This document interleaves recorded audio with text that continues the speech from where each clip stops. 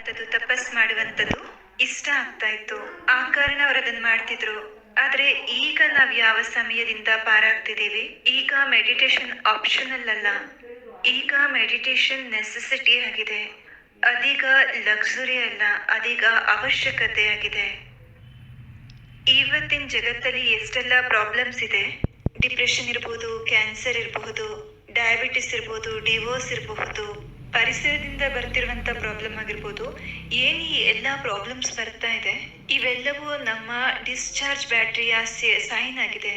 ಇದು ನಮ್ಮ battery down ಆಗಿದೆ ಎಂಬ ಗುರುತಾಗಿದೆ. ಗೊತ್ತೇ ಆಗೋದಿಲ್ಲ ಯಾವ ದಿನ ಯಾರಿಗೆ ಡಿಪ್ರೆಷನ್ ಬಂದ್ಬಿಡುತ್ತೆ. ಎಲ್ಲ ಸರಿನೇ ಇತ್ತು ಅನ್ಸುತ್ತೆ, ಗೊತ್ತೇ ಆಗಲ್ಲ. ಸಡನ್ ಆಗಿ ಲೋ ಫೀಲ್ ಮಾಡ್ತಾರೆ, ಸಡನ್ಲಿ ಅಳೋದು, ಉದಾಸೀನರಾಗೋದು, ಡಿಪ್ರೆಷನ್ ಅಲ್ಲಿ ಬಂದ್ಬಿಡ್ತಾರೆ. ಯಾಕೆ ಅಂದ್ರೆ ಬ್ಯಾಟ್ರಿ ನಿಧಾನವಾಗಿ ಕಡಿಮೆ ಆಗಿದೆ. ಆ ಕಾರಣ ನಮ್ ಲೈಫಲ್ಲಿ ಕಂಪಲ್ಸರಿ ಮಾಡ್ಲೇಬೇಕಾಗಿರುವಂತ ಅವಶ್ಯಕತೆ ಇದೆ. ಆಪ್ಷನಲ್ ಅನ್ಕೊಂಡ್ ನಡೆಯೋ ಹಾಗಿಲ್ಲ. ಇನ್ ಕೇಸ್ ನಾವು ಮಾಡಿದೀವಿ ಅಂತಂದ್ರೆ ಅದರ ಪೂರ್ತಿ ಬೆನಿಫಿಟ್ ನಮ್ಮ ಪರಿವಾರಕ್ಕೆ ಸಿಗುತ್ತೆ, ನಮ್ಮ ಮಕ್ಕಳಿಗೆ ಸಿಗುತ್ತೆ. ಮೆಡಿಟೇಷನ್ ಅಲ್ಲಿ ನಾವ್ ಏನ್ ಮಾಡ್ತೇವೆ, ಆತ್ಮನಿಗೆ ಅಂದ್ರೆ ಮೈಂಡ್, ಆತ್ಮನಿಗೆ ಪರಮಾತ್ಮನೊಂದಿಗೆ ಕನೆಕ್ಷನ್ ಜೋಡಿಸಿ ಕೊಡುವಂಥದ್ದು. ಇನ್ ಕೇಸ್ ಆತ್ಮನಿಗೆ ಪರಮಾತ್ಮನೊಂದಿಗೆ ಕನೆಕ್ಷನ್ ಜೋಡಿಸ್ಕೊಟ್ರೆ, ಪವರ್ ಹೌಸ್ ನ ಜೊತೆಗೆ ಕನೆಕ್ಟ್ ಮಾಡಿಕೊಟ್ರೆ, ಆತ್ಮರೂಪಿ ಬ್ಯಾಟ್ರಿ ಏನಾಗುತ್ತೆ, ಚಾರ್ಜ್ ಆಗ್ಲಿಕ್ಕೆ ಶುರುವಾಗುತ್ತೆ. ಕಲಿಯುಗದಿಂದ ಸತ್ಯುಗ ಬರ್ಲೇಬೇಕು, ಕಲಿಯುಗವನ್ನ ಸತ್ಯುಗವನ್ನಾಗಿ ಮಾಡ್ಲೇಬೇಕು. ಆದ್ರೆ ಆ ರೀತಿ ತಯಾರಿಸ್ಲಿಕ್ಕೆ ಆತ್ಮರೂಪಿ ಬ್ಯಾಟ್ರಿನ ಚಾರ್ಜ್ ಮಾಡ್ಬೇಕಾಗತ್ತೆ. ಅದಕ್ಕಾಗಿ ಪವರ್ ಹೌಸ್ ನ ಜೊತೆಗೆ ಕನೆಕ್ಟ್ ಮಾಡ್ಕೋಬೇಕಾಗತ್ತೆ. ತಮ್ಮನ್ ತಾವ್ ಚಾರ್ಜ್ ಮಾಡ್ಕೊಳ್ಳಿಕ್ಕೆ ತಾವ್ ರೆಡಿ ಇದಿರಲ್ಲ, ಯಾರನ್ನ ನಾವು ನೆನಪು ಮಾಡ್ತೇವೆ. ಇದೊಂದು ಸಿಂಪಲ್ ಸೈನ್ಸ್ ಆಗಿದೆ. ಯಾರನ್ನ ನಾವು ನೆನಪು ಮಾಡ್ತೇವೆ, ಅವರೊಂದಿಗೆ ನಮ್ಮ ಮನಸ್ಸಿನ ಸ್ಥಿತಿ ಜೋಡಣೆ ಆಗ್ಬಿಡುತ್ತೆ. ಮತ್ತೆ ಅವರ ವೈಬ್ರೇಷನ್ ನಮ್ಮ ಮನಸ್ಸಿನ ಸ್ಥಿತಿಯ ಮೇಲೆ ಡೈರೆಕ್ಟ್ ಬರ್ಲಿಕ್ಕೆ ಶುರುವಾಗುತ್ತೆ. ಆ ಕಾರಣ ನಾವು ಬಾಲ್ಯಾವಸ್ಥೆಯಿಂದ ಕೇಳ್ತಾ ಬಂದಿದ್ದೇವೆ, ಭಗವಂತನನ್ನ ನೆನಪು ಮಾಡಿ. ಯಾಕೆಂದ್ರೆ ಭಗವಂತನ ನೆನಪು ಮಾಡೋದ್ರಿಂದ ಆತ್ಮರೂಪಿ ಬ್ಯಾಟ್ರಿಗೆ ಏನಾಗುತ್ತೆ, ಚಾರ್ಜ್ ಸಿಗುತ್ತೆ. ಮನುಷ್ಯರನ್ನ ನೆನಪು ಮಾಡಿದ್ರೆ ಅವರ ಸಂಸ್ಕಾರದ ಜೊತೆಗೆ ಕನೆಕ್ಟ್ ಆಗ್ಬಿಡ್ತೇವೆ, ಆಗ ಬ್ಯಾಟ್ರಿ ಡಿಸ್ಚಾರ್ಜ್ ಆಗ್ಬಿಡುತ್ತೆ. ಇಲ್ಲಿ ರಾಜಯೋಗ ಅಂದ್ರೆ ಅರ್ಥ ಸ್ವಯಂನ ಮೇಲೆ ರಾಜ್ಯ ಮಾಡುವಂತಹದ್ದು. ಮನಸ್ಸು ನನ್ನನುಸಾರ, ಮಾತು ನನ್ನನುಸಾರ, ಕರ್ಮ ನನ್ನನುಸಾರವಾಗಿ ನಡೆಸುವಂಥದ್ದು ರಾಜಯೋಗ. ಅಂದ್ರೆ ಸ್ವಯಂನ ಮೇಲೆ ರಾಜ್ಯ ಮಾಡುವಂಥದ್ದು. ರಾಜಯೋಗ ಅಂದ್ರೆ ಯಾರು ಸರ್ವಶ್ರೇಷ್ಠ ಆಗಿದ್ದಾರೆ, ಶ್ರೇಷ್ಠಾತಿ ಶ್ರೇಷ್ಠ ಇರುವಂತವರನ್ನ ನೆನಪು ಮಾಡಿ ಅವರೊಂದಿಗೆ ಯೋಗ ಜೋಡಿಸುವಂಥದ್ದು. ಮೆಡಿಟೇಷನ್ ಒಂದು ಕನೆಕ್ಷನ್ ಆಗಿದೆ. ಇದು ಕಲಿಯುಗಿ ಸೃಷ್ಟಿಯನ್ನ ಸತ್ಯುಗವನ್ನಾಗಿ ಮಾಡ್ಲಿಕ್ಕೋಸ್ಕರ ನಿರಾಕಾರ ಪರಮಾತ್ಮ. ಇನ್ನು ನೆಕ್ಸ್ಟ್ ಮಂತ್ ಏನ್ ಬರುತ್ತೆ ಹೇಳಿ, ಶಿವರಾತ್ರಿ ಬರುತ್ತಲ್ವಾ. ಶಿವರಾತ್ರಿ ಅಂದ್ರೆ ಏನರ್ಥ, ಯಾವಾಗ ಈ ಸೃಷ್ಟಿಯಲ್ಲಿ ರಾತ್ರಿ ಇತ್ತು ಆಗ ಶಿವನಿಗೆ ಈ ಭೂಮಿಯ ಮೇಲೆ ಅವತರಿತ ಆಗ್ಲೇಬೇಕಾಗಿ ಬರುತ್ತೆ. ವಿಚ್ ಮೀನ್ಸ್ ಈ ಕಲಿಯುಗವನ್ನ ಸತ್ಯುಗವನ್ನಾಗಿ ಮಾಡ್ಲಿಕ್ಕಾಗಿ ನಿರಾಕಾರ ಪರಂಪಿತ ಪರಮಾತ್ಮನಿಗೆ ಸೃಷ್ಟಿಯಲ್ಲಿ ಅವತರಿತನಾಗಿ ನಾವೆಲ್ಲ ಮಕ್ಕಳಿಗೆ ಜ್ಞಾನವನ್ನ ಕೊಟ್ಟು, ಶಕ್ತಿ ಕೊಟ್ಟು, ಪ್ರೀತಿ ಕೊಟ್ಟು ಆತ್ಮರೂಪಿ ಬ್ಯಾಟ್ರಿಯನ್ನ ಚಾರ್ಜ್ ಮಾಡ್ಬೇಕಾಗಿ ಬರುತ್ತೆ. ಯಾವ ಮಕ್ಕಳು, ಯಾವ ಆತ್ಮಗಳು ಆ ಪರಮಾತ್ಮನ ಜ್ಞಾನವನ್ನ ಸ್ಟಡಿ ಮಾಡುತ್ತೆ, ನಿತ್ಯ ಅವರೊಂದಿಗೆ ಕನೆಕ್ಷನ್ ಅನ್ನ ಜೋಡಿಸುತ್ತೆ, ನಿತ್ಯ ಯೋಗ ಮಾಡಿ ಆತ್ಮರೂಪಿ ಬ್ಯಾಟ್ರಿಯನ್ನ ಚಾರ್ಜ್ ಮಾಡ್ಕೊಳ್ಳುತ್ತೆ, ಅವರು ತಮ್ಮ ಸಂಸ್ಕಾರವನ್ನ ಪರಿವರ್ತನೆ ಮಾಡ್ಕೊಳ್ತಾರೆ ಮತ್ತು ಪರಮಾತ್ಮನ ಕಾರ್ಯದಲ್ಲಿ ಜೋಡಣೆಯಾಗಿ ಈ ಕಲಿಯುಗಿ ಸೃಷ್ಟಿಯನ್ನ ಸತ್ಯುಗವನ್ನಾಗಿ ಮಾಡ್ತಾರೆ. ಈಗ ನಿತ್ಯ ಬೆಳಗ್ಗೆ ನಾವೇನ್ ಮಾಡ್ಬೇಕು, ನಮ್ಮ ಒಂದಿನದ ದಿನಚರ್ಯವನ್ನು ನೋಡ್ಕೊಳ್ಳೋಣ. ನಿತ್ಯ ಬೆಳಗ್ಗೆ ಎಲ್ಲಕ್ಕಿಂತ ಮೊದಲನೇ ಸಂಕಲ್ಪ, ಫಸ್ಟ್ ಥಾಟ್. ಈಗ ಹೇಳಿ, ನಮ್ಮಲ್ಲಿ ಯಾರಿದ್ದಾರೆ ಬೆಳಗ್ಗೆ ಎದ್ದ ತಕ್ಷಣ ಫೋನ್ ಚೆಕ್ ಮಾಡುವಂತವ್ರು? ಬೆಳಗ್ಗೆ ಎದ್ದ ತಕ್ಷಣ ಫೋನ್ ಯಾರು ಮುಟ್ತೀರಾ? ಕೈ ಎತ್ತಿ. ಯಾರೆಲ್ಲ ಬೆಳಗ್ಗೆ ಎದ್ದೇಳ್ತಿದ್ದಾಗಲೇ ಫೋನ್ ಇಟ್ಕೊಳ್ತೀರಾ ಕೈಯಲ್ಲಿ? ಒಳ್ಳೇದು. 1 ತಿಂಗಳಿಗಾಗಿ ಎಕ್ಸ್ಪೆರಿಮೆಂಟ್ ಮಾಡೋಣ. ಈ ಅಭ್ಯಾಸವನ್ನು ಚೇಂಜ್ ಮಾಡ್ಕೊಳ್ಳೋಣ. ಯಾಕೆಂದ್ರೆ ಬೆಳಗ್ಗೆ ಎದ್ದೇಳ್ತಿದ್ದಾಗಲೇ ಫಸ್ಟ್ ಥಾಟ್ ಒಂದ್ ವೇಳೆ ಫೋನ್ ಚೆಕ್ ಮಾಡಿದ್ರೆ ಆಗ ಮನಸ್ಸು ಬುದ್ಧಿ ಯಾವ ಕಡೆ ಹೊರಟೋಗುತ್ತೆ? ಈ ಮುಂಚೆ ಯಾವಾಗ ಫೋನ್ ಇರ್ಲಿಲ್ಲ, ಬೆಳಗ್ಗೆ ಎದ್ದ ತಕ್ಷಣ ಯಾರನ್ನ ನೆನಪು ಮಾಡ್ತಿದ್ರಿ? ಪರಮಾತ್ಮನನ್ನ. ಆಗ ಆತ್ಮರೂಪಿ ಬ್ಯಾಟ್ರಿ ಚಾರ್ಜ್ ಇತ್ತು. ಯಾವಾಗಿಂದ ಬೆಳಗ್ಗೆ ಎದ್ದ ತಕ್ಷಣ ಫೋನ್ ಚೆಕ್ ಮಾಡ್ಲಿಕ್ಕೆ ಶುರು ಮಾಡಿದ್ವಿ, ಆತ್ಮ ಡಿಸ್ಚಾರ್ಜ್ ಆಗ್ಬಿಡ್ತು. ಈ ಅಭ್ಯಾಸವನ್ನ ಪುನಃ ಚೇಂಜ್ ಮಾಡ್ಕೋಬೇಕಿದೆ. ಬೆಳಗ್ಗೆ ಎದ್ದು ಕಡಿಮೆಗಿಂತ ಕಡಿಮೆ 1 ಗಂಟೆಗಾಗಿ ಫೋನ್ ನೋಡೋದೇ ಬೇಡ. ಕೇವಲ 1 ತಿಂಗಳಿದ್ರೆ ಪ್ರಯೋಗ ಮಾಡೋಣ. ಏನಂತ ಅರ್ಜೆಂಟ್ ಕೆಲಸ ಇರೋದಿಲ್ಲ ಫೋನಿಂದ ಮಾಡುವಂಥದ್ದು. ಯಾರಿಗಾದ್ರೂ ಅರ್ಜೆಂಟ್ ಇತ್ತು ಅಂದ್ರೆ ಅವರೇ ಫೋನ್ ಮಾಡ್ತಾರೆ. ಯಾವುದೇ ಮೆಸೇಜಸ್ ಆಗಿರ್ಬೋದು, ಅಲ್ಲಿ ಇಲ್ಲಿಂದ ಬಂದಿರುವಂತ ಗುಡ್ ಮಾರ್ನಿಂಗ್ ಆಗಿರ್ಬೋದು. ಎಲ್ಲಕ್ಕಿಂತ ಮೊದಲು ಭಗವಂತಂಗೆ ಗುಡ್ ಮಾರ್ನಿಂಗ್ ಹೇಳ್ಬೇಕಲ್ವಾ? ಯಾರು ನೆನಪು ಮಾಡ್ಲಿಕ್ಕಿದೆ ಅವ್ರಿಗೆ ಫಸ್ಟ್ ಗುಡ್ ಮಾರ್ನಿಂಗ್ ಹೇಳಿದ್ರೆ ಮನಸ್ಸು ಬುದ್ಧಿ ಯಾರ ಜೊತೆಗೆ ಜೋಡಣೆ ಆಗುತ್ತೆ? ಈಗ ಯಾರು ಪೋಸ್ಟ್ ತಯಾರಿಸಿದ್ರು, ಅವರು ಇನ್ನೊಬ್ರಿಗೆ ಕಳ್ಸಿದ್ರು, ನಾನು ಇನ್ನೊಬ್ರಿಗೆ ಫಾರ್ವರ್ಡ್ ಮಾಡಿದೆ, ಏನು ಓದದೇನೆ ಪಿಕ್ಚರ್ ಇಷ್ಟ ಆಯ್ತು ಅಂತ ಗುಡ್ ಮಾರ್ನಿಂಗ್ ಬರ್ದಿದ್ನ ಫಾರ್ವರ್ಡ್ ಮಾಡಿದ್ರೆ ವೈಬ್ರೇಷನ್ ಕ್ರಿಯೇಟ್ ಆಗ್ತಾ ಇಲ್ಲ. ಇದನ್ನೆಲ್ಲ ಮಾಡಿ 1 ಗಂಟೆ ನಂತರ ಯಾರಿಗೆಲ್ಲ ಮೆಸೇಜ್ ಕಳಿಸ್ಲಿಕ್ಕಿದೆ ಕಳಿಸಿ, ಎಲ್ಲರ ಮೆಸೇಜ್ನ ಓದಿ. ಅದಕ್ಕಿಂತ ಮುಂಚೆ 1 ಗಂಟೆ ತಮಗೋಸ್ಕರ ತೆಗಿಬೇಕು.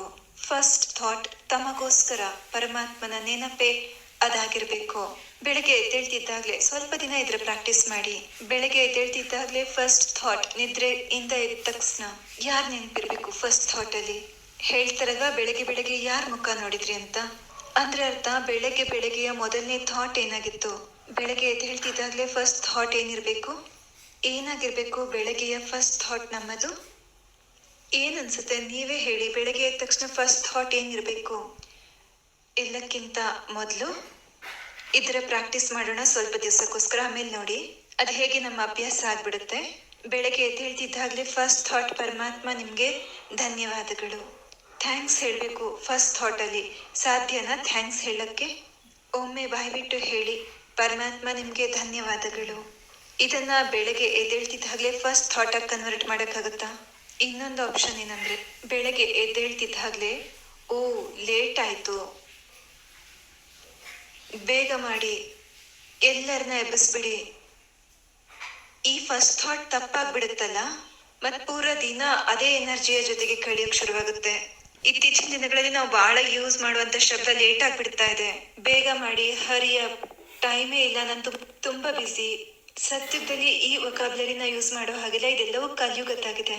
ನಾವಲ್ಲಿ ಹೇಳೋ ಹಾಗಿಲ್ಲ, ನಮ್ಗೆ ಟೈಮ್ ಇಲ್ಲ, ಬೇಗ ಮಾಡಿ, ಹರಿಯ. ಕೆಲವ್ರು ಮಾಡ್ತಾನೆ ಇರ್ತಾರೆ, ಸುಮ್ಮನೆ ಅಲ್ಲಿ ನಿಂತ್ಕೊಂಡು ಬೇಗ ಮಾಡಿ ಹೇಳ್ತಾನೆ ಇರ್ತಾರೆ. ನಿಮ್ದು ಎನರ್ಜಿ ಡಿಸ್ಚಾರ್ಜ್, ಅವ್ರದ್ದು ಎನರ್ಜಿ ಡಿಸ್ಚಾರ್ಜ್. ಕೇವಲ ಬೇಗ ಮಾಡಿ ಅಂತ ಹೇಳೋದ್ರಿಂದಲೇ ಗಮನ ಇಟ್ಕೋಬೇಕು. ವೈಬ್ರೇಷನ್ ಅನ್ನ ಡಿಸ್ಚಾರ್ಜ್ ಮಾಡ್ಕೋಬಾರ್ದು. ನಮ್ದಾಗಿರ್ಲಿ ಬೇರೆಯವ್ರದ್ದಾಗಿರ್ಲಿ ಎಂಪವರ್ ಮಾಡಬೇಕು, ಬ್ಲೆಸ್ಸಿಂಗ್ಸ್ ಕೊಡಬೇಕು. ಅವ್ರನ್ನ ನೋಡಿ ಹೇಳಿ, ನೀವು ನಿಮ್ಮ ಬೆಸ್ಟ್ ಮಾಡ್ತಾ ಇದ್ದೀರಾ, ಬಹಳ ಚೆನ್ನಾಗಿ ನಡೀತಾ ಇದೆ. ಹೀಗೆ ಹೇಳ್ತಿದ್ದಾಗ್ಲೇ ಅವ್ರ ಎಫಿಷಿಯನ್ಸಿ ಹಾಗೆ ಮೇಲ್ ಬಂದ್ಬಿಡುತ್ತೆ. ಅವರು ಅವರ ಬೆಸ್ಟ್ ಅನ್ನ ಪರ್ಫಾರ್ಮ್ ಮಾಡ್ತಿದ್ದಾಗ್ಯೂ ನೀವು ಅಲ್ಲಿ ನಿಂತ್ಕೊಂಡು ರೇಡಿಯೇಟ್ ಮಾಡಿದ್ದೀರಾ ಅಂದ್ರೆ ಬೇಗ ಮಾಡಿ, ಬೀಳದಿದ್ರೆ ಕಷ್ಟ. ಗಮನ ಕೊಟ್ಟು ಇಟ್ಕೊಳ್ಳಿ. ನೋಡಿ, ಇಂಥ ವೈಬ್ರೇಷನ್ಸ್ ಇರುತ್ತೆ, ಇದರಿಂದ ಬೇರೆಯವರ ಸಂಸ್ಕಾರದ ಮೇಲೆ ಪ್ರಭಾವ ಬೀರುತ್ತೆ. ಆದ್ರೆ ಮನಸ್ಸೀಗ ಹೇಗಿರ್ಬೇಕು? ಸ್ಥಿರವಾಗಿರ್ಬೇಕು. ಬೆಳಗ್ಗೆ ಎದ್ದೇಳ್ತಿದ್ದಾಗ್ಲೇ ಫಸ್ಟ್ ಥಾಟ್, ಪರಮಾತ್ಮ ನಿಮ್ಗೆ ಶುಕ್ರಿಯಾ, ಥ್ಯಾಂಕ್ಸ್, ಗುಡ್ ಮಾರ್ನಿಂಗ್. ಅವರಿಗೆ ಎಲ್ಲಕ್ಕಿಂತ ಮೊದಲು ಗುಡ್ ಮಾರ್ನಿಂಗ್ ಹೇಳಬೇಕು. ಸ್ವಯಂಗೂ ಧನ್ಯವಾದಗಳು, ಮನಸ್ಸಿಗೆ, ತನುವಿಗೆ ಧನ್ಯವಾದಗಳು. ಇವತ್ತು ಪೂರ್ತಿ ದಿನ ಈ ಶರೀರ ಎಷ್ಟೆಲ್ಲ ಕಾರ್ಯ ಮಾಡೋದಿದೆ. ಜನತೆಗೆ ಧನ್ಯವಾದ, ವಸ್ತುಗಳಿಗೆ ಧನ್ಯವಾದ. ಬೆಳಗ್ಗೆಯ ಮೊದಲನೇ 2-3 ಸಂಕಲ್ಪಗಳು ಕೇವಲ ಧನ್ಯವಾದಗಳದೇ ಇರಬೇಕು. ಯಾರು ಬೆಳಗ್ಗೆನೆ ಧನ್ಯವಾದದಿಂದ ದಿನವನ್ನ ಪ್ರಾರಂಭಿಸ್ತಾರೆ, ಅವ್ರು ಪೂರ್ತಿ ದಿನ ಎಲ್ಲ ವಸ್ತುಗೆ ಧನ್ಯವಾದ ಹೇಳ್ತಿರ್ತಾರೆ. ಬೆಳಗ್ಗೆ ಯಾರು ಕಂಪ್ಲೇಂಟ್ಸ್ ಮಾಡ್ತಿರ್ತಾರೆ, ಅವ್ರು ಪೂರ್ತಿ ದಿನ ಕಂಪ್ಲೇಂಟ್ಸೇ ಮಾಡ್ಬೇಕಾಗುತ್ತೆ. ಬೆಳಗ್ಗೆ ಯಾರ ಮುಖ ನೋಡಿದ್ರಿ, ವಿಚ್ ಮೀನ್ಸ್ ಮನಸ್ಸು ಬೆಳಗ್ಗೆ ಎದ್ದ ತಕ್ಷಣ ಎಲ್ಲಕ್ಕಿಂತ ಮೊದಲು ಯಾವ ಥಾಟ್ಸ್ ಅನ್ನ ಕ್ರಿಯೇಟ್ ಮಾಡಿತ್ತು. ನಾಳೆಯಿಂದ ಥ್ಯಾಂಕ್ಸ್ ಹೇಳೋಣ. ರಾತ್ರಿ ಮಲ್ಗೋದ್ಕಿಂತ ಮೊದಲು ಥ್ಯಾಂಕ್ಸ್. ಬೆಳಗ್ಗೆ ಎದ್ದೇಳ್ತಿದ್ದಾಗ್ಲೇ ಥ್ಯಾಂಕ್ಸ್. ಪೂರ್ತಿ ದಿನದಲ್ಲಿ ನೀವೇ ಅನುಭವ ಮಾಡ್ತೀರಾ. ಎಂಥದೇ ಪರಿಸ್ಥಿತಿ ಇದ್ರೂ ನಿಮ್ಗೆ ಇಷ್ಟ ಆಗುತ್ತೆ. ನೀವು ಧನ್ಯವಾದದ ವೈಬ್ರೇಷನ್ ಹರಡ್ತಿದ್ದೀರಾ. ಪರಮಾತ್ಮ ನಿಮ್ಗೆ ಧನ್ಯವಾದ, ಮನಸ್ಸೇ ನಿಮಗೆ ಧನ್ಯವಾದ, ಶರೀರ ನಿಮ್ಗೆ ಧನ್ಯವಾದ, ಈ ಜನತೆಗೆ ಧನ್ಯವಾದ, ನನ್ಗೆ ಇಷ್ಟೆಲ್ಲ ಗಮನ ಕೊಟ್ಟು ಕೇರ್ ಮಾಡುವಂತವ್ರಿಗೆ ಧನ್ಯವಾದ. ಯಾವ ಹಾಸಿಗೆ ಮೇಲೆ ಮಲಗಿದ್ದೀರಾ ಆ ಹಾಸಿಗೆಗೂ ಧನ್ಯವಾದ. ಪೂರ್ತಿ ದಿನದಲ್ಲಿ ಎಷ್ಟೆಲ್ಲ ವಸ್ತುಗಳಿಗೆ ಧನ್ಯವಾದ ಹೇಳೋದಿದೆ. ಫ್ರೀಕ್ವೆನ್ಸಿ ಚೇಂಜ್ ಆಗ್ಬಿಡ್ತಾ ಇದೆ. ತಪ್ಪನ್ನ ಹಿಡಿಯೋದ್ರ ಬದಲಾಗಿ ಎಲ್ಲರೂ ಒಳ್ಳೆಯವರು ಅಂತ ಕಾಣಿಸ್ತಾರೆ. ಯಾಕೆಂದ್ರೆ ನಾವು ಶುಕ್ರಿಯಾ ಅಥವಾ ಥ್ಯಾಂಕ್ಸ್ ಹೇಳ್ಬಿಟ್ವಿ ಬೆಳಗ್ಗೆ ಎಲ್ಲರಿಗೂ. ಮತ್ತೆ ಬೆಳಗ್ಗೆ ಎದ್ದು 10-15 ನಿಮಿಷಕ್ಕೋಸ್ಕರ ನಾಳೆಯಿಂದಲೇ ನಾವು ಮೆಡಿಟೇಷನ್ ಮಾಡೋದನ್ನ ಕಲ್ತ್ಕೊಳ್ಳೋಣ. 10-15 ನಿಮಿಷ ನಾವು ಗಮನ ಕೊಟ್ಟು ಧ್ಯಾನದಲ್ಲಿ ಕೂರ್ಬೇಕು. ಧ್ಯಾನದಲ್ಲಿ ಕುತ್ಕೊಂಡು ನಾವೇನ್ ಮಾಡ್ಬೇಕು? ಧ್ಯಾನದಲ್ಲಿ ಕುತ್ಕೊಂಡು ನಾವೇನಾಗ್ಬೇಕು ಅದೇ ಸಂಕಲ್ಪವನ್ನ ಉತ್ಪತ್ತಿ ಮಾಡ್ಬೇಕು. ಯಾರಾದ್ರೂ ಹೇಳಿದ್ರು ಕೋಪ ಮಾಡ್ಕೋಬಾರದು ಅಂತ, ಬಾರಿಗೂ ಯಾರಿಗಾದ್ರೂ ಕೋಪ ಮಾಡ್ಕೋಬೇಡಿ ಅಂತ ಬಾರಿಗೂ ಹೇಳ್ತೀರಂದ್ರೆ ಕೋಪ ಎಂಬ ಶಬ್ದ ಏನಾಗ್ತಾ ಇದೆ, ಮತ್ತೆ ರಿಪೀಟ್ ಆಗ್ತಾ ಇರುತ್ತೆ. ಕೋಪ ಎಂಬ ಶಬ್ದ ರಿಪೀಟ್ ಮಾಡ್ತಾ ಹೋದ್ರೆ ಅದು ಕಡಿಮೆ ಆಗೋದ್ರ ಬದಲಾಗಿ ಮತ್ತೆ ಹೆಚ್ಚುತ್ತಾ ಹೋಗುತ್ತೆ. ರಾಜಯೋಗದಲ್ಲಿ ಪರಮಾತ್ಮ ಕಲಿಸ್ಕೊಡ್ತಾರೆ, ಈ ರೀತಿ ಹೇಳೋ ಹಾಗಿಲ್ಲ, ಕೋಪ ಮಾಡ್ಕೋಬೇಡಿ ಅಂತ. ಈ ರೀತಿನೂ ಹೇಳೋದೆಲ್ಲ ನಾನು ಪೀಸ್ಫುಲ್ ಆಗಿರ್ಬೇಕು ಅಂತ. ಬದಲಿಗೆ ಈ ರೀತಿ ಸಂಕಲ್ಪ ಮಾಡಬೇಕು, ನಾನು ಶಾಂತ ಸ್ವರೂಪ ಆತ್ಮ ಆಗಿದ್ದೇನೆ. I am a peaceful soul. ಏನಾಗ್ಬೇಕಂತ ಇದ್ದೀರಾ ಅದ್ರ ಬಗ್ಗೆಲಿ ನಾವು ಆಲ್ರೆಡಿ ಆಗ್ಬಿಟ್ಟಿದೀವಿ ಅಂತ ವಿಚಾರ ಮಾಡಬೇಕು. ಸಂಕಲ್ಪದಿಂದ ಸಿದ್ಧಿ ಆಗುತ್ತೆ, ಸಂಕಲ್ಪದಿಂದ ಸೃಷ್ಟಿ ತಯಾರಾಗುತ್ತೆ. ನಾನು ಶಾಂತ ಸ್ವರೂಪ ಆತ್ಮ ಆಗಿದ್ದೇನೆ, ನಾನು ಪವಿತ್ರ ಆತ್ಮ ಆಗಿದ್ದೇನೆ, ನಾನು ಸತ್ಯುಗಿ ಆತ್ಮ ಆಗಿದ್ದೇನೆ. ನನ್ನ ಸರ್ಕಲ್ ಯಾವುದಿದೆ, ನನ್ನ ಎನರ್ಜಿದು ಸರ್ಕಲ್ ಯಾವುದಿದೆ, ವೈಟ್ ಆಗಿರುತ್ತೆ. ಸ್ವಲ್ಪ ಮುಂಚೆ ಹೇಳಿದ್ರಿ ನನ್ನ ಸರ್ಕಲ್ ಮಲ್ಟಿ ಕಲರ್ಡ್ ಇದೆ ಅಂತ. ಇದೊಂದು ಚೇಂಜ್ ಆಗಿದೆ. ಒಂದು ಶಬ್ದದ ಬದಲಾವಣೆ ಭಾಗ್ಯವನ್ನ ಬದಲಾಯಿಸುತ್ತೆ. ಬಾರಿ ಬಾರಿಗೂ ನಾವು ಹೇಳ್ತೀವಿ ನನ್ನ ಸರ್ಕಲ್ ಮಲ್ಟಿ ಕಲರ್ಡ್ ಇದೆ ಅಂತ, ಅದು ಮಲ್ಟಿ ಕಲರ್ಡೇ ಇರುತ್ತೆ. ಹೇಳೋಣ, ನನ್ನ ಸರ್ಕಲ್ ವೈಟ್ ಆಗಿದೆ ಅಂತ. ನಾನು ಸತ್ಯುಗಿ ಆತ್ಮ ಆಗಿದ್ದೇನೆ, ನಾನೆಲ್ಲರಿಗೂ ನೀಡುವಂತಹ ಆತ್ಮ ಆಗಿದ್ದೇನೆ. ನನಗೆ ಯಾರಿಂದಲೂ ಎಲ್ಲರನ್ನ ನೋಡಿದಿರಲ್ವಾ, ನೋಡಿನೇ ಹೇಳ್ತಿರುತ್ತಾನೆ, ನನಗೆ ಯಾರಿಂದಲೂ ಏನೂ ಬೇಕಿಲ್ಲ. ನಾನು ಈಗ ಎಲ್ಲರಿಗೂ ಕೇವಲ ಕೊಡ್ಲಿಕ್ಕಿದೆ. ಸರ್ವಶಕ್ತಿವಂತ, ಅವರು ಶಾಂತಿಯ ಸಾಗರ ಆಗಿದ್ದಾರೆ, ನಿರಾಕಾರ ಆಗಿದ್ದಾರೆ. ನಾವು ಯಾವ ಧರ್ಮದವರೇ ಆಗಿರಬಹುದು, ಪ್ರತಿಯೊಂದು ಧರ್ಮದಲ್ಲಿ ಒಂದೇ ಮಾತನ್ನ ಹೇಳಿದ್ದಾಗಿದೆ, ಪರಮಾತ್ಮ ಒಬ್ಬರೇ ಇದ್ದಾರೆ, ಪರಮಾತ್ಮ ಎನರ್ಜಿ ಆಗಿದ್ದಾರೆ, ಪರಮಾತ್ಮ ಲೈಟ್ ಆಗಿದ್ದಾರೆ, ಪರಮಾತ್ಮ ನಿರಾಕಾರ ಆಗಿದ್ದಾರೆ ಅಂತ. ಅವರು ಶಾಂತಿಯ ಸಾಗರ ಆಗಿದ್ದಾರೆ, ಜ್ಞಾನದ ಸಾಗರ ಆಗಿದ್ದಾರೆ. ಒಂದು ಚಿತ್ರ ಪ್ರತಿನಿತ್ಯ ತಯಾರಿಸಿ, ಪರಮಾತ್ಮನ ಶಕ್ತಿ ನನ್ನ ಮೇಲೆ ಬೀಳ್ತಾ ಇದೆ, ನನ್ನಿಂದ 4 ಕಡೆಗೂ ಒಂದು ಸರ್ಕಲ್ ವೈಟ್ ಆಗಿ ಕ್ರಿಯೇಟ್ ಆಗಿದೆ. ನಾನು ಪ್ರತಿನಿತ್ಯ ಪರಮಾತ್ಮನ ಶಕ್ತಿಯ ಕವಚದೊಳಗಿದ್ದೇನೆ. ಈ ಪಿಕ್ಚರ್ನ ವಿಜುವಲೈಸ್ ಮಾಡ್ಕೊಳಕ್ಕಾಗತ್ತಾ? ಪರಮಾತ್ಮನಿಂದ ಒಂದು ಎನರ್ಜಿ ನನ್ನ ಮೇಲೆ ಬರ್ತಿದೆ, ಮತ್ತೆ ನನ್ನ ಸುತ್ತ ಒಂದು ಸರ್ಕಲ್ ಕ್ರಿಯೇಟ್ ಆಗಿದೆ. ನಮ್ಮ ಸುತ್ತ ಪರಮಾತ್ಮನ ಒಂದು ಸರ್ಕಲ್ ನ ಕ್ರಿಯೇಟ್ ಮಾಡ್ಕೊಂಡಾಗ ಬೇರೆ ಯಾರದೇ ಎನರ್ಜಿ ಅದರೊಳಗೆ ಪ್ರವೇಶ ಮಾಡೋದಿಲ್ಲ. ಯಾರಾದ್ರೂ ನಿಮ್ ಬಗ್ಗೆ ತಪ್ಪಾಗಿ ವಿಚಾರಿಸಿದ ದಿನಗಳ ಮೊದಲು ನಾನೊಂದು ಬೇರೆ ಪ್ರೋಗ್ರಾಮ್ ಅಲ್ಲಿದ್ದೆ, ನನ್ಗೆ ವೈರಲ್ ಆಗ್ಬಿಟ್ಟಿತ್ತು. ಅಲ್ಲಿ ಯಾರು ಹೇಳಿದ್ರು ನಿಮಗ್ ದೃಷ್ಟಿ ಬಿದ್ದಿದೆ ಅಂತ. ನಾನ್ ಹೇಳ್ದೆ ವೈರಲ್ ಫೀವರ್ ಇದೆ, ಅವ್ರು ಹೇಳ್ತಾರೆ ಇಲ್ಲ ಮೆಣಸಿನ್ಕಾಯಿ ತನ್ನಿ ದೃಷ್ಟಿ ತೆಗಿತೀನಿ ಅಂತ. ಅದೇ ಒಂದು ಸಮಸ್ಯೆ ಮಾಡ್ಕೊಂಡ್ಬಿಡ್ತಾರೆ, ಬೇರೆಯವ್ರ ದೃಷ್ಟಿ ಬಿದ್ದಿದೆ ಅಂತ. ನಮ್ ಮೇಲೆ ಬೇರೆಯವ್ರ ದೃಷ್ಟಿ ಹೇಗ್ ಬೀಳಕ್ ಸಾಧ್ಯ?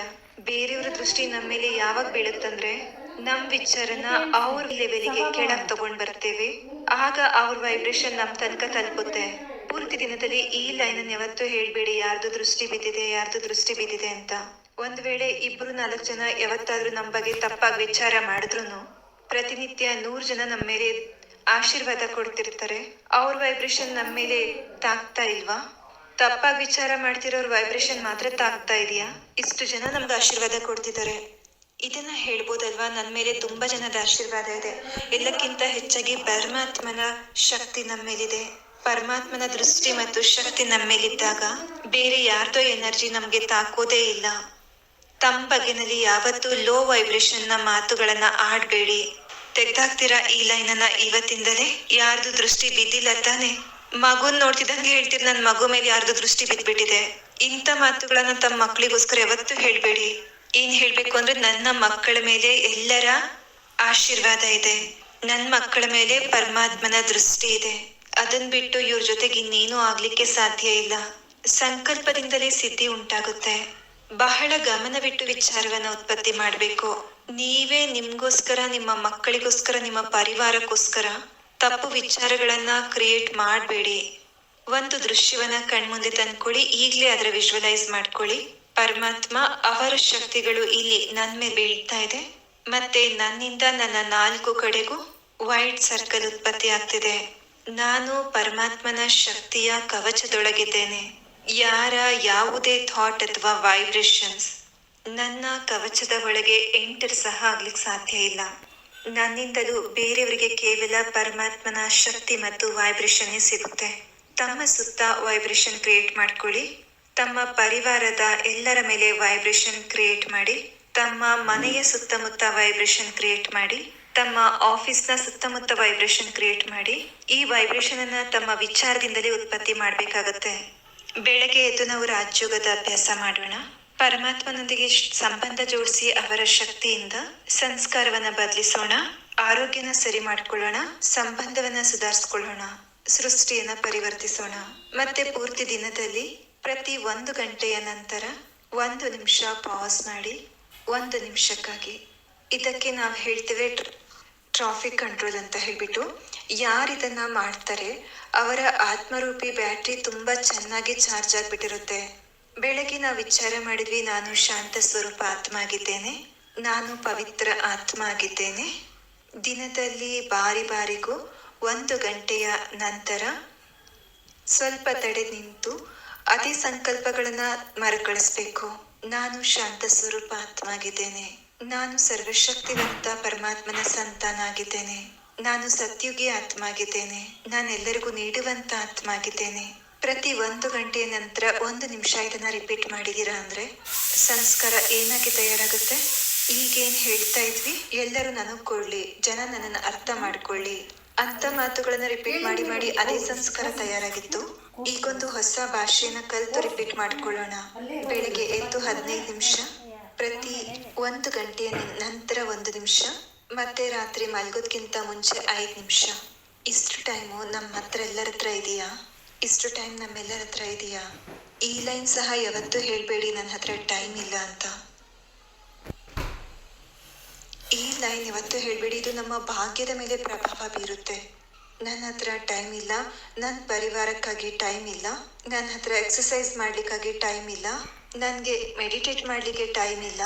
ಇದನ್ನ ಹೇಳ್ಬೇಡಿ. ಪ್ರತಿನಿತ್ಯ ಇದೇ ಹೇಳಿ, ನನ್ನ ಹತ್ರ ಬಹಳ ಟೈಮ್ ಇದೆ. ಹೇಳಿ 1 ಬಾರಿ. ಪ್ರತಿನಿತ್ಯ ಹೇಳಿ, ನನ್ನ ಹತ್ರ ಟೈಮ್ ಇದೆ. ಪ್ರತಿನಿತ್ಯ ಹೇಳಿ, ನನ್ನ ಹತ್ರ ಬಹಳ ಟೈಮ್ ಇದೆ, ನನ್ನ ಹತ್ರ ಬಹಳ ಟೈಮ್ ಇದೆ, ನನ್ನ ಹತ್ರ ಎಲ್ಲ ಕೆಲ್ಸಕ್ಕಾಗಿ ಟೈಮ್ ಇದೆ. ಈ ರೀತಿ ಹೇಳ್ತಿದ್ದ ಹಾಗೆ ಸಮಯದ ಜೊತೆಗೆ ನಿಮ್ಮ ಸಂಬಂಧ ಬದಲಾಗುತ್ತೆ. ಇವತ್ತು ಚಿಕ್ಕ ಮಕ್ಕಳು ಹೇಳ್ತಾರೆ, ನಾನು ಬಹಳ ಬ್ಯುಸಿ ಇದ್ದೀನಿ, ತುಂಬಾ ಬ್ಯುಸಿ ಇದ್ದೀನಿ.